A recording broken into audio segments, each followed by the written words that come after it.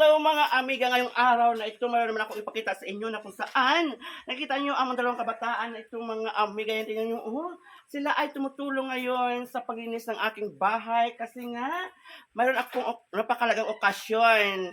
Andito ngayon ang kanyang ina din na siya din ay naglilinis din, tumutulong sa araw na ito mga amiga. Tingnan nyo, diba?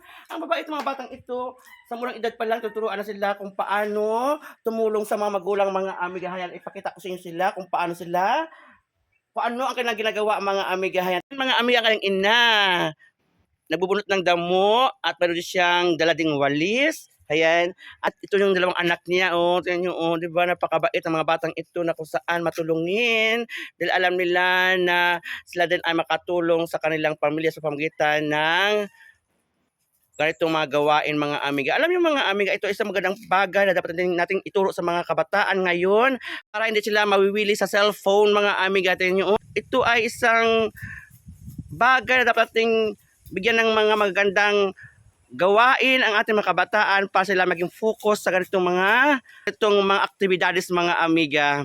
Ayan, aside sa makatulong sila sa kanilang pamilya, ay nabibigyan din ito ng kasiyahan sa mga magulang. Kailangan mga ginagawa mga amiga, atin silang bigyan ng pambili ng pagkain mga amiga. Tingnan nyo, ayan. Mga bata, talaga nga dito. Mga bata, talaga kayo dito, madali. Ayan mga amiga, atin silang bigyan ng pambili ng pagkain. Maya, hati ang dalawa ha. Hati ang dalawa ito, Bibili kayo mamaya pagkatapos ng sa mga ginagawa ha. Anin, magpakabait kayo lagi ha. Very good. Okay, sige. Dito kayo masyado, wag kayo masyado sa mainit. Dito kayo madasa lang, wag kayo masyado sa mainit. Dito kayo sa may Wag kayo masyado sa mainit na lugar. Dito kayo banda sa may medyo makulimlim para di kayo ng init masyado, masunog.